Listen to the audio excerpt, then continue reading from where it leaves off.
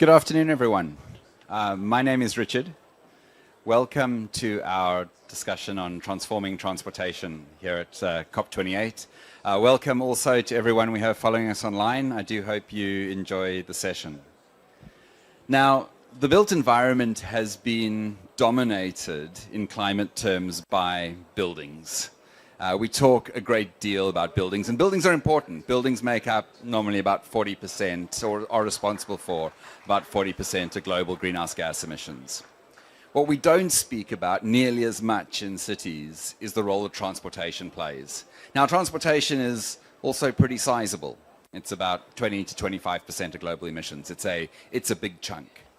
But the thing about transportation that makes it different to buildings is that it's actually very, very hard to decarbonize.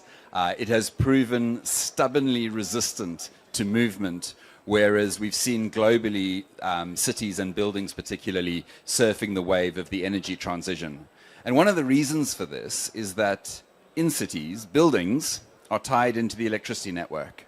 And so as we've seen the renewable energy revolution, we've seen those benefits accrue through buildings in cities. The thing about most transportation is we actually burn the fuel at the point of use, which is something we don't do with that many of our emission sources.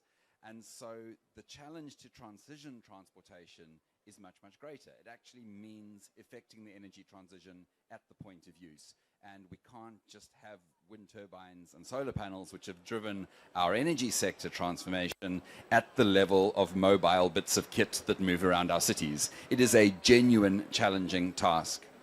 The other thing about transportation is that it is complex.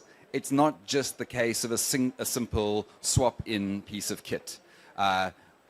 Different forms of fuel, different forms of technology have wildly different performance requirements. And so as we look at passenger transportation and freight transportation and air transportation and micromobility, and the suite of options for how we move around space, how we move around cities is very, very wide. So the transition of transportation is foundational to our ability to decarbonize our cities and to decarbonize our societies. But it remains a genuine technical engineering challenge to which we're still exploring and seeking solutions. So today I am very, very pleased to share the stage with an excellent panel who I'll introduce in good time. But first up, I would like to welcome Kate Sargent to give a keynote. Kate is our National Practice Lead for Electrification in the United States. She's an expert in transportation planning, and she's going to speak to us about how cities can plan for the transition to zero emissions transportation networks. So not just how do we replace a piece of kit, but how do we think about the whole complex networks of transportation systems, and what does zero emissions for a transformed transportation system look like? So Kate, please do come up and tell us the good stuff. Thank you very much. I'm going to pull up a presentation.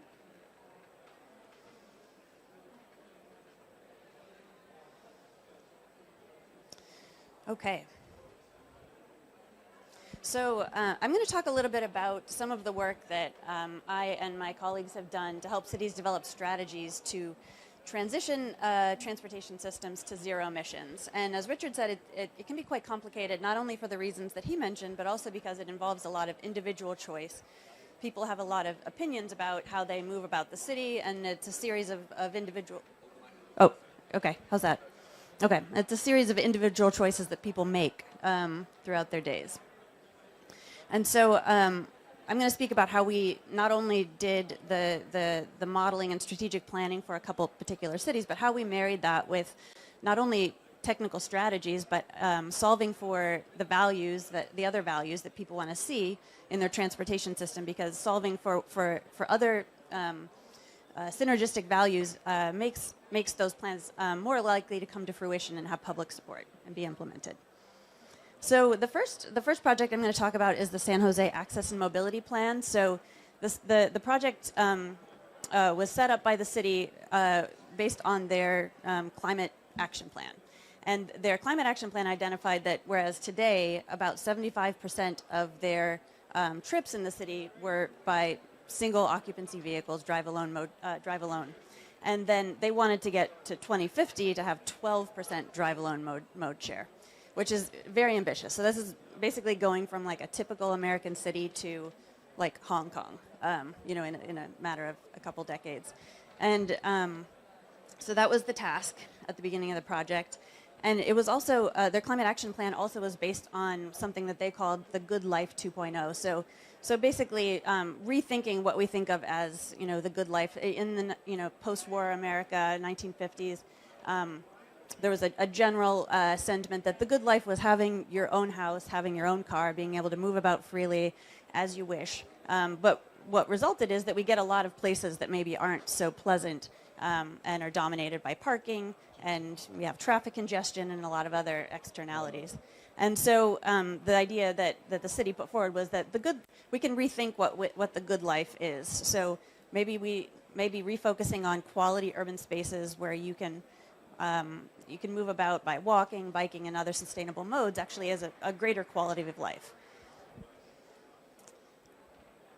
And so this project also was set up by the city with these 9 transportation directives. So one of them is less driving, and that's the mode shift goal that I spoke about. But they also had a number of other values that they wanted to solve for in their transportation plan. So they also wanted to identify how to harness emerging mobility with their plan for the future goal. They wanted to make sure to prioritize disadvantaged communities with their access for all goal. They wanted to connect people to jobs, so that's the move the economy goal. And so one of the first things we did with this project was figure out how can they measure progress towards these different values. And so we helped them come up with key performance indicators. So how would you measure connected neighborhoods? How would you measure enjoyable transportation and track progress on these things over time? And so we came up with some technical ways to measure them, but we also paired this with community outreach to figure out what would be meaningful ways to measure these things to the people who live here. So we conducted outreach events, pop-up events at community events. We met with community-based organizations, and we also did individual interviews with typical travelers. So there are a few of them shown here, but there were also several others as well. And so we made detailed profiles of these folks so that you have a real-life example of how a single mom with a job and and kids who need to get to daycare, how could they actually, like, the difficulties of taking public transit in her daily life. Or, for example, a person with disabilities who encounters, sidewalks that have objects blocking them and it's difficult to move about. So we took the input from this public engagement process to inform how we defined our key performance indicators. And then what we did for the city is built this decision support system tool. So it was basically a tool in which the city can visualize, for example, on the left here, all of their bike infrastructure, their transit infrastructure, and can also visualize, like on the right, how is each zone in the city doing on each of the KPIs. So where in the city are we falling down with access for disadvantaged communities? Where are there more crashes? Where can we improve on these different key performance indicators? And then we can input all of the city's planned capital projects into the tool and visualize how those would shift the KPIs in different zones of the city for each KPI. So if you put in a bike lane, if you put in a transit lane, how would that shift transportation safety? How would that shift access for all? And then they use this tool to basically identify what set of capital projects are going to be needed for them to actually meet their GHG reduction goals. And so then we identified for them how can they actually meet those climate goals.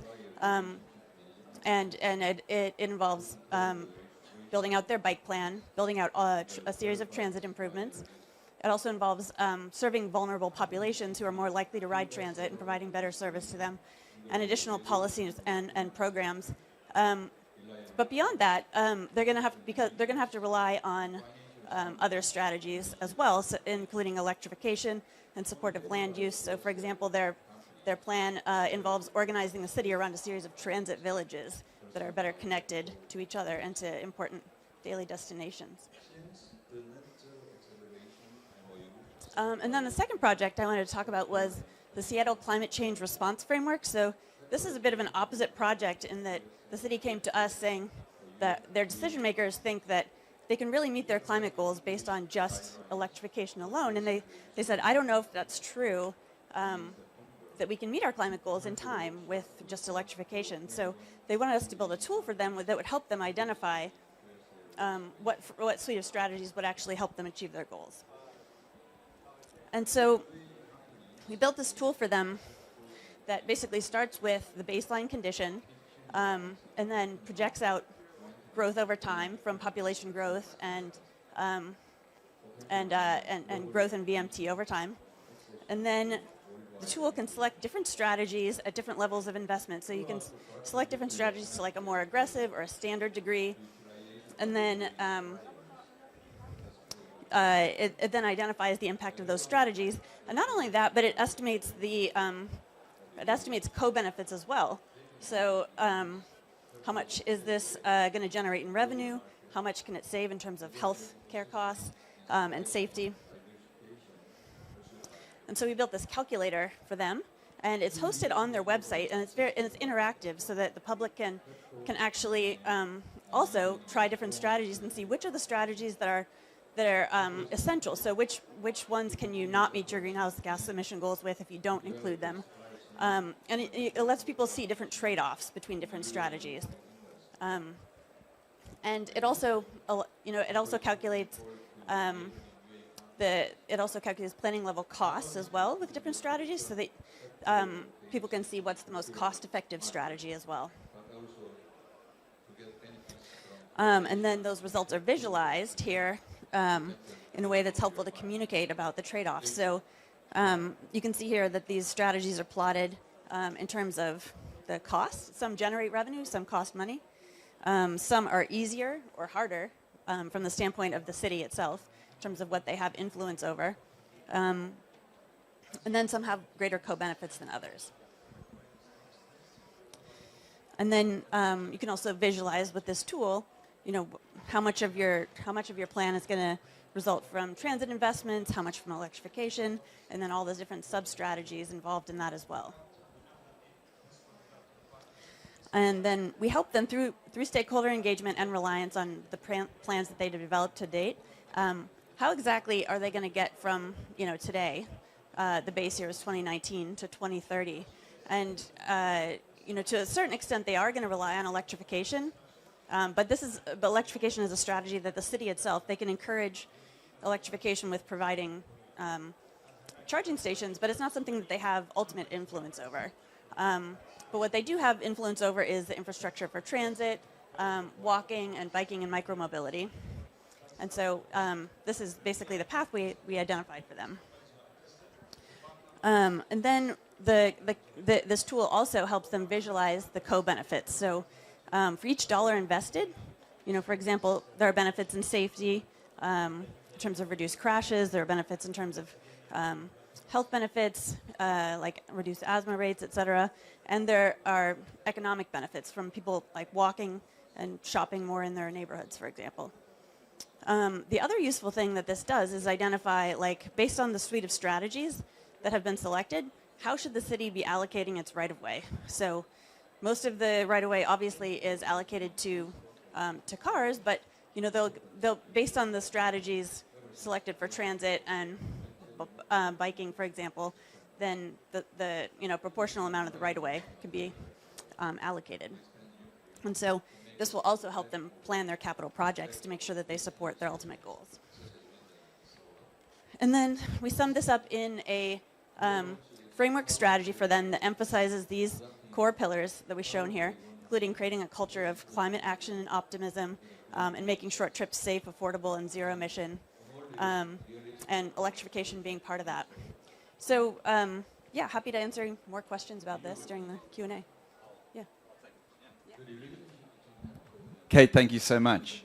Please take a seat. So what you can see is that transitioning transportation is not just a case of electrification. It's an important part, and it's a significant part, but there are aspects of of land use, there are aspects of modal diversity, and there's a whole range of policy and planning levers that city governments can implement in order to drive change in the transportation sector. So now we're going to invite our panel up.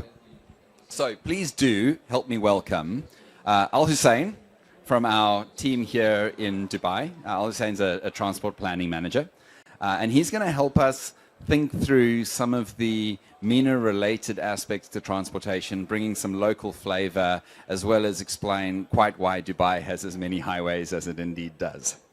I'd also like to welcome Natalie Howie. Natalie's from the World Green Building Council. We have been partnering with the World Green Building Council to look at the whole built environment. At Glasgow, we published a paper on integrated approaches to transportation and buildings, and we've been working very closely with them here in the MENA region for the last couple of years. Natalie's going to help us thinking about the intersection of property in the built environment and transportation, as well as bringing some lenses to the role of advocacy and peak bodies in shifting policy and where some of the successes in the built environment side might apply to transportation. Yahya Madkur from Perkins & Will is an architect. He is based in Perkins & Will's Vancouver practice and has worked very closely with major transportation projects. He's Director of Innovation for Perkins & Will. And he's going to share a little bit about Vancouver Waterfront, which is one of the most multimodal places in the world, I believe, as well as some general thinking about how we look at innovation and transportation. And you know Kate well, so please do welcome Kate back up onto the panel. We're going to run this panel. Actually, I need to get a second microphone, don't I? Let's do that. There are a couple of things I want to cover in this panel. We're going to speak a little bit about planning, but it's not just planning. We're going to speak a bit about infrastructure as well, because as we electrify, that part of it, it has a profound impact on the electrical and energy infrastructure that goes into our cities. So the transportation challenge is also an energy challenge. Then we're going to speak a little bit about that intersection of property and buildings and the role that land use and transportation play together in delivering climate outcomes. One thought to just bear in mind is that climate is what we're all here at COP for. But I think you saw on Kate's slides that we have many other co-benefits, and the transportation is a big deal in health. One of the big issues of health is air quality, and one of the things that happens when you burn fossil fuels in the place where people live is it has an impact on their air quality and their quality of life. So health is a big deal, but the local economy is also a big deal in diversifying local economy. And then finally, safety. Our approach to transportation is not particularly safe on the whole globally, and so the changes we make from a climate perspective can deliver big benefits in safety, quality of life, human health, as well as the huge transition in greenhouse gas emissions that we all need to make. So, on that happy note, hopefully that's about as much as you'll hear from me. I would like to start with Kate. And Kate, you spoke about those different pathways and the different sets of options that your clients have in transitioning to zero emissions. Where do you think, or should I say rather than where do you think, where does the evidence of your analysis show they should really be prioritizing their efforts? Yeah, thanks. So in working with cities specifically, I think one of the things that we've had to think about is that... Is that on? Oh yeah, you got it, okay. Is that loud enough? Okay.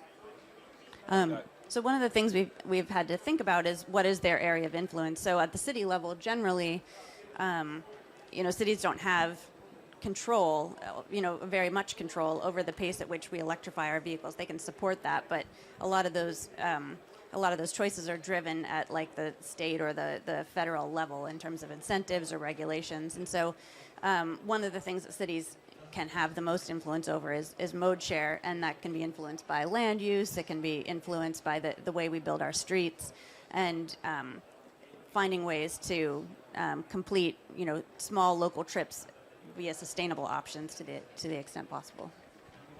So, handing over to Al-Handasah, when you look at the MENA region and some of the challenges and opportunities of transportation, how have you seen things change, and what sort of priorities do you see that might apply to this region in terms of shifting transportation patterns around mobility? Yes, thank you. So basically, the main challenges in the MENA region is the lack of integrated connectivity of the public transport So we don't have like Europe that we have the 80% or 90% of people commuting using public transport. We have the reliance here, the mentality is to use the private vehicles. Also, one of the challenges of to shift toward the electric vehicles is the infrastructure. So infrastructure and the charging pods.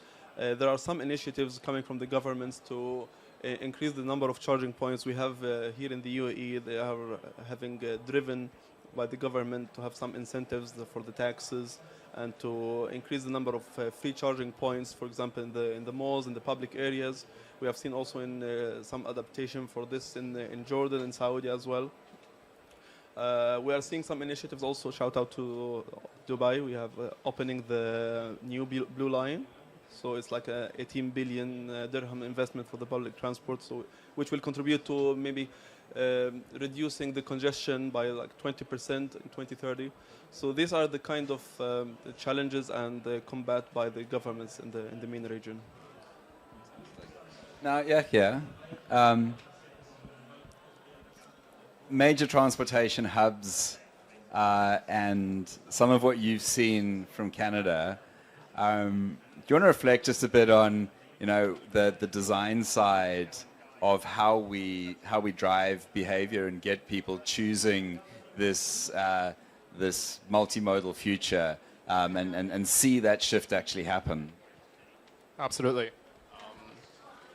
Actually, I was reflecting as you were talking about behavior, and I think that's a big change where design can actually help make transportation an attractive and viable option for people.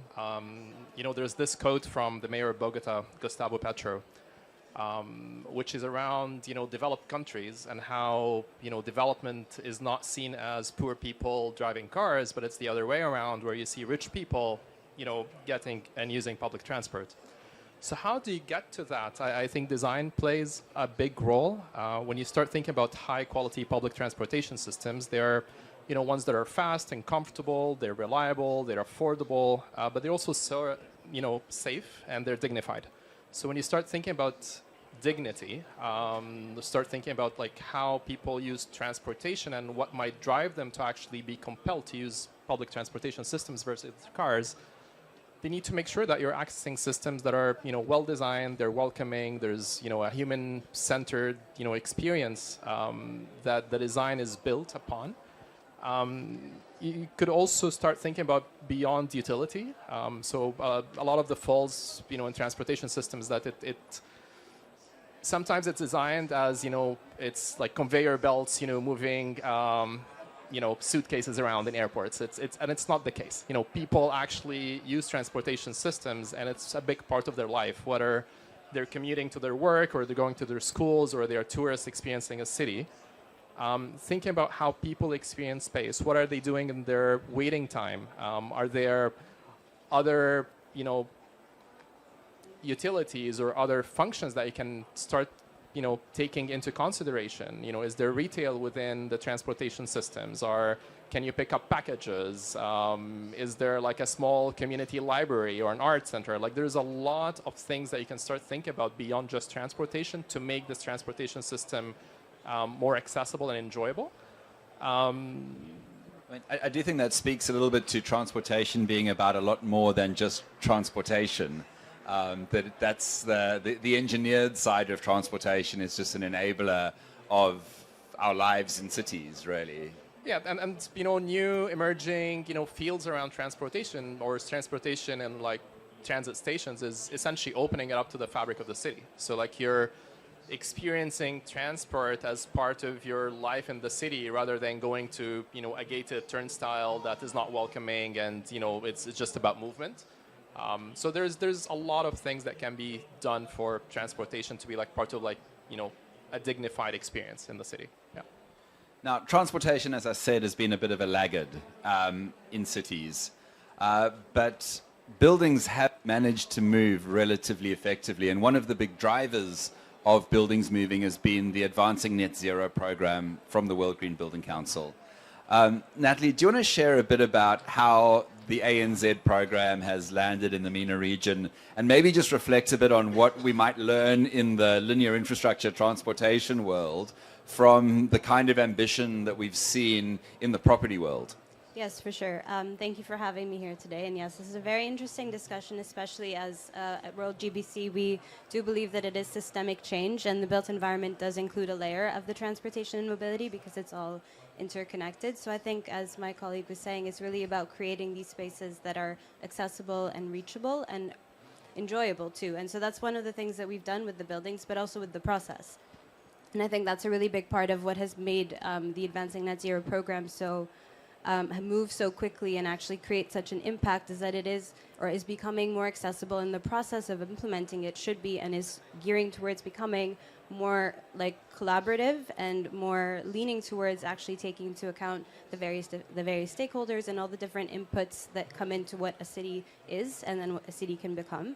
And so within the MENA network specifically, we've been focusing on the net zero or the zero carbon readiness framework, and I think having a set or a framework generally has really given us this North Star goal to work towards, but also the breakdown of what is necessary within the industry, but also for each role and each actor within the industry to understand how this all comes together and how we individually or in different parts of the sector kind of come together. And I think we can expand that out to include the transportation sector to really take that holistic systems point of view and integrate, rather than start to work on maybe we are doing transportation here, buildings here, and this and that, and then we're trying to figure out how to make them come together. But I sort of have this metaphor that we've used in terms of the way sometimes cities can be planned. It's kind of like having each one of your friends pick an item of furniture for your living room, and it's kind of what you're stuck with. And I think that's sort of how we've been planning. There are just some bursts of some thought, some concise planning, but also some just random response to situations. And I think that's what we need to work on, is that integrated approach and how to create a real system that includes buildings, but also takes into account the fact that the built environment is a large and encompassing and like living entity. So I think that's a big part of the... And I think just for everyone here, the Advancing Net Zero program is essentially, it's a voluntary program for organizations with property, whether you're a tenant or whether you're a property owner, to commit to the transition to zero emissions with an accountability framework that goes with it, a reporting framework that goes with it, and an assurance framework that goes with it. And so I think how we think about voluntary ambition, how we think about sort of escape, I mean, we understand that the regulatory sector is incredibly important, but regulation's probably not going to take us as far as we need to go. And so how we incentivize and build frameworks for voluntary high ambition is a big part of the success of the property sector, and I think something we could learn from in transportation.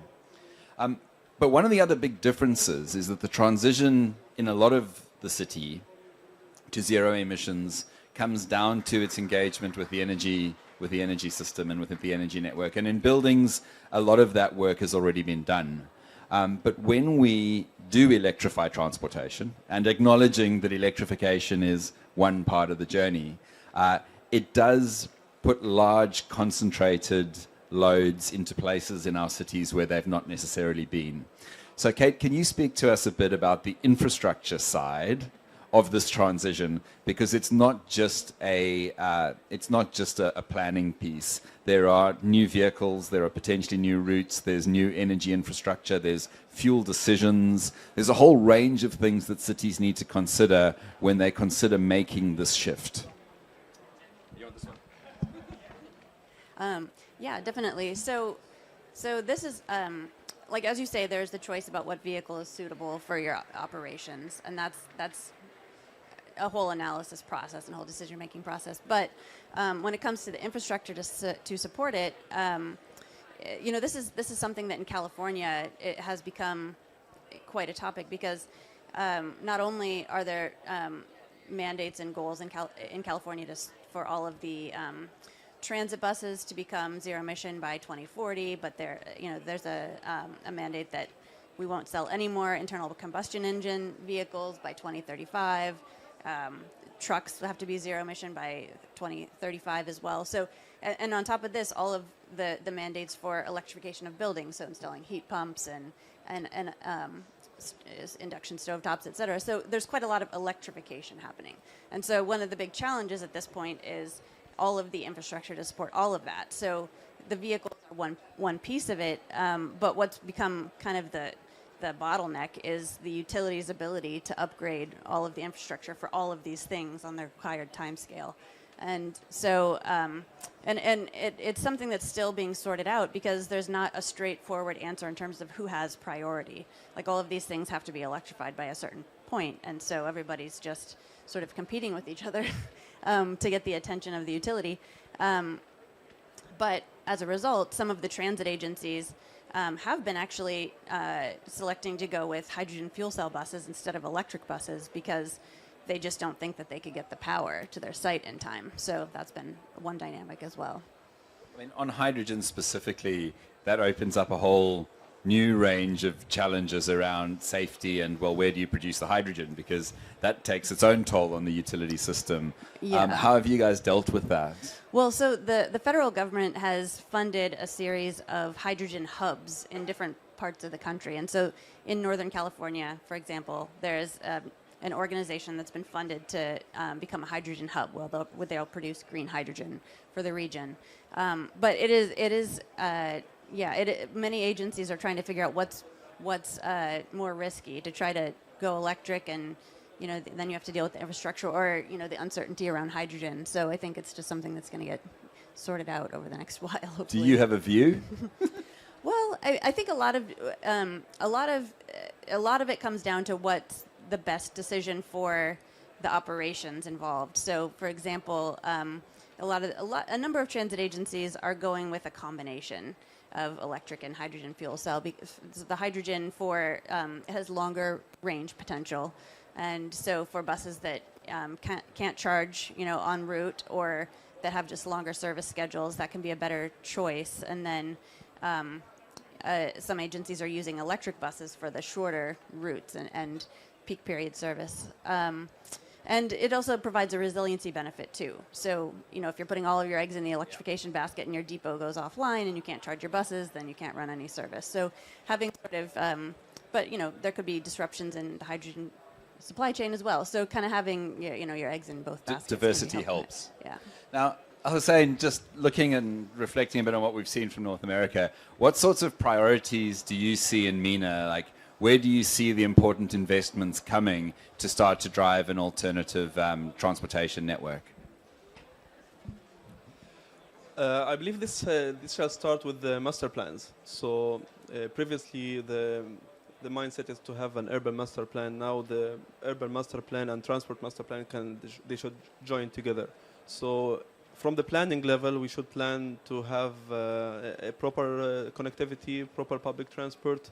And not only for the public transport, we should focus on the mobility hub and focus on moving people rather than moving cars.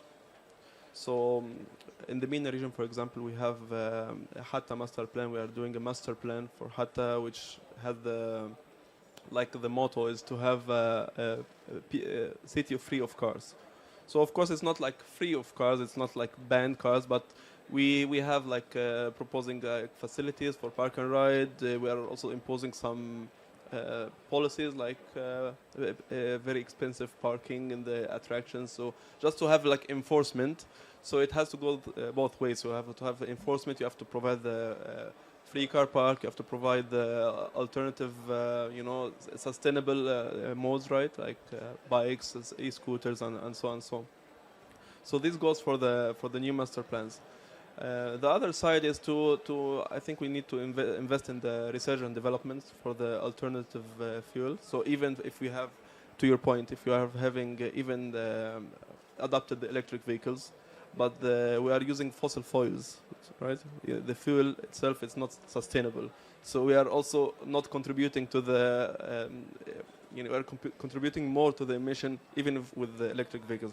So in this regards, we see Saudi, they are setting a target of having investing in the hydrogen. So they are using hydrogen as an energy, or having by 2030 they are investing in hydrogen to have 1 million ton by 2030. Also investing in biofuel. So also there is a plan to have in the Middle East, like Egypt and Jordan, to have like 20% of the all gasoline for the biofuel. So these are the kind of things that need to be focused. The other thing I believe we like marketing campaigns, just to change the mentality, to encourage for the public transport and the other modes, like Yahya mentioned, that it's not we don't look into it like the certain category of people using it. It's just everyone can use it.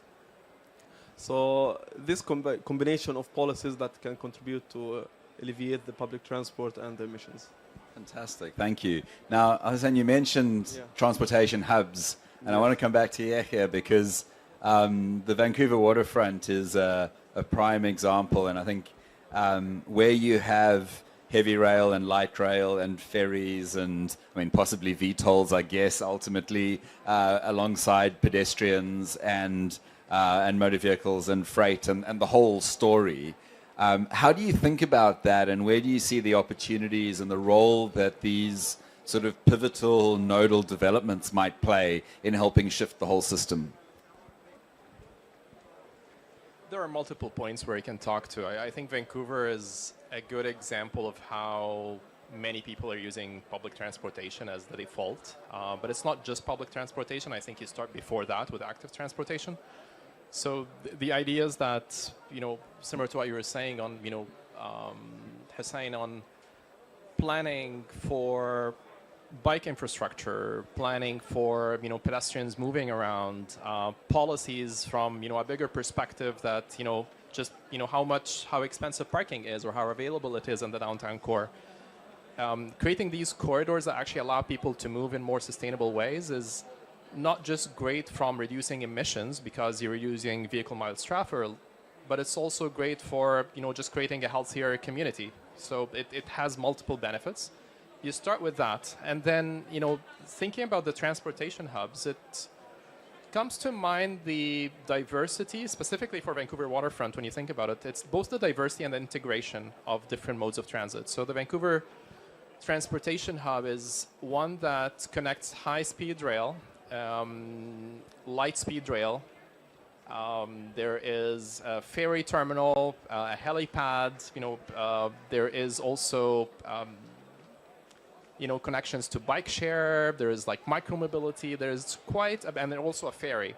So it's a place where people have resilient options. It addresses many different ways of transportation within the city, from the downtown core to different networks.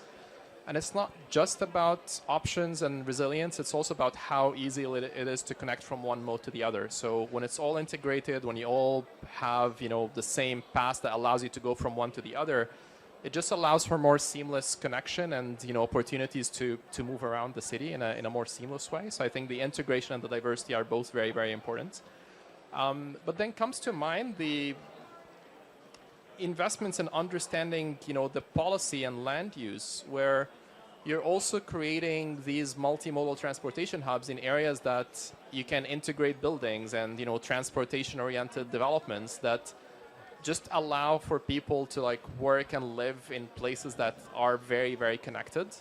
So that speaks to, you're not having this transportation that people go into, a place that's a bit further for. It's really integrated within the downtown core with how people move within the cities, and that's really important. I would say our design we did a research study that was more around the hypothetical future of what the waterfront could be, and a big part of it as well is investing in future tech. So understanding that you can go around seamlessly without even having to think about tickets or barriers.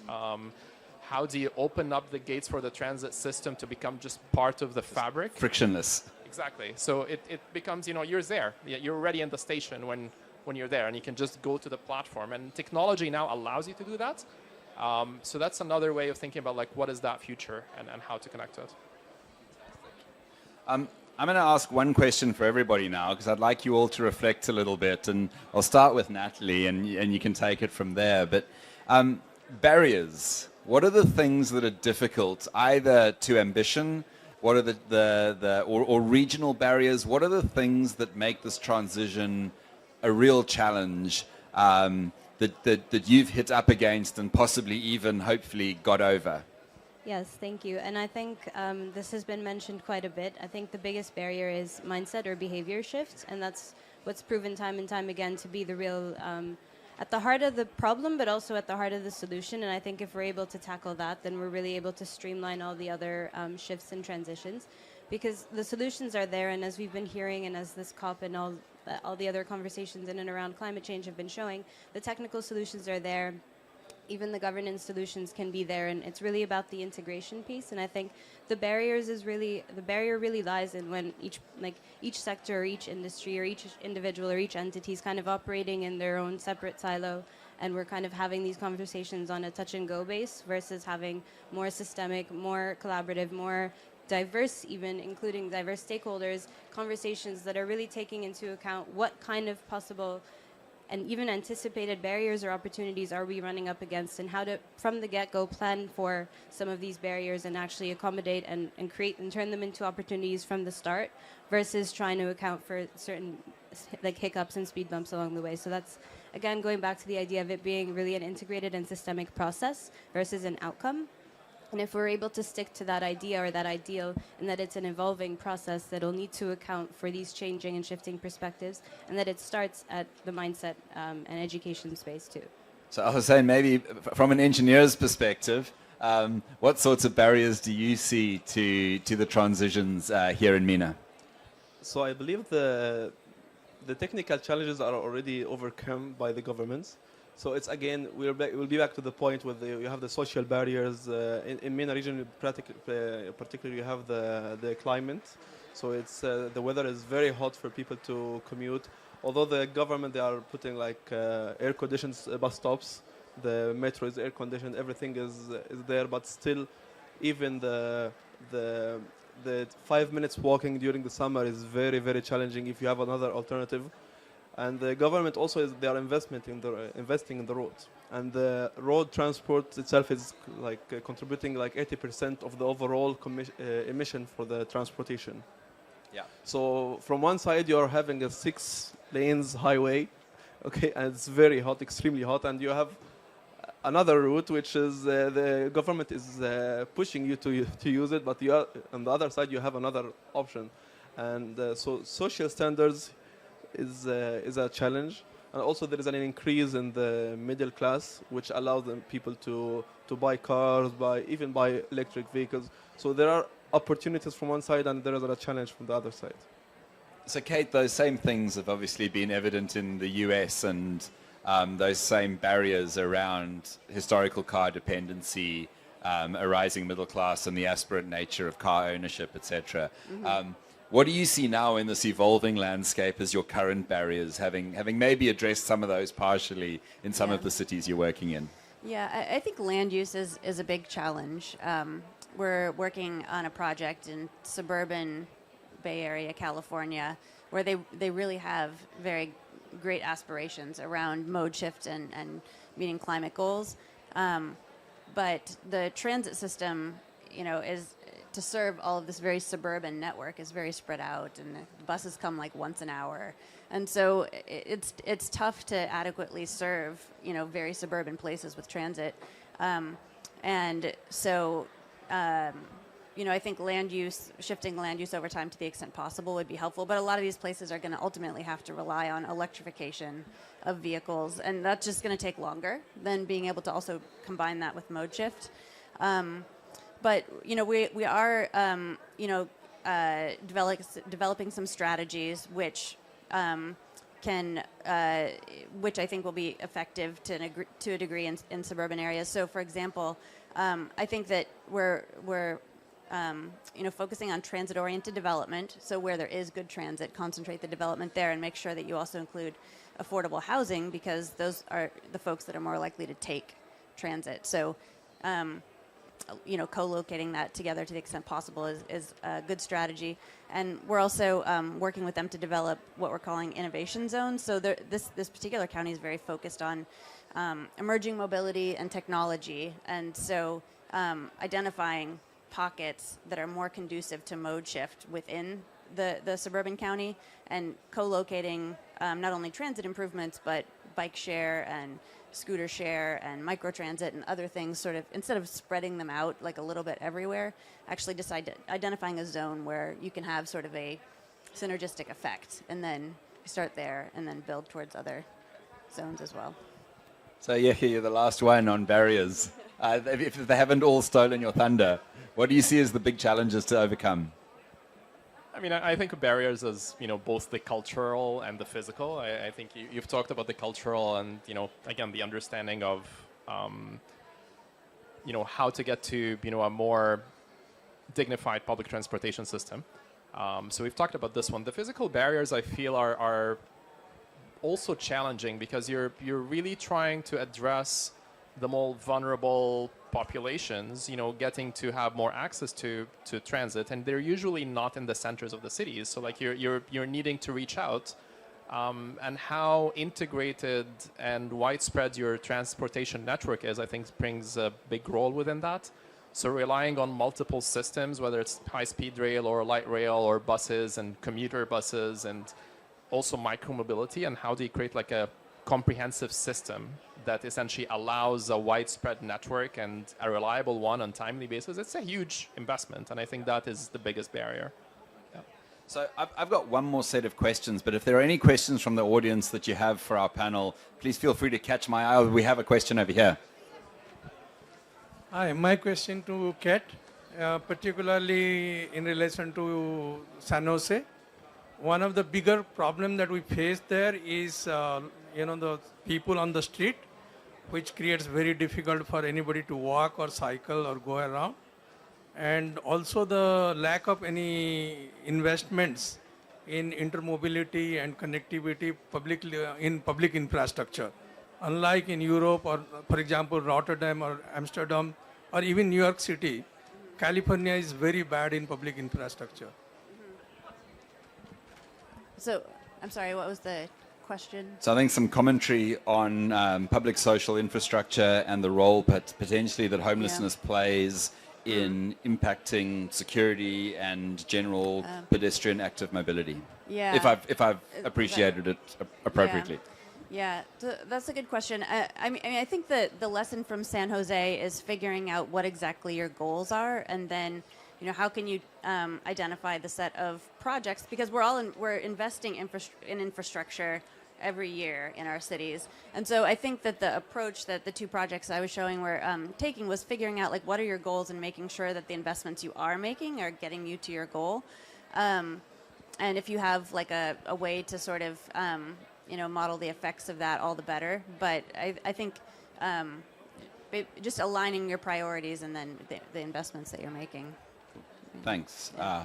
So the last area that I want to just explore before we wrap this panel up, and I'm going to ask Natalie first again, is the role that advocacy needs to play. I mean, coming from civil society, obviously advocacy is a big part of the World GBC's mandate.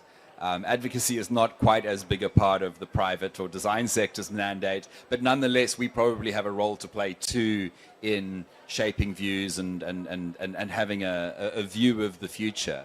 How have you found that, and where do you see sort of our advocacy priorities as landing?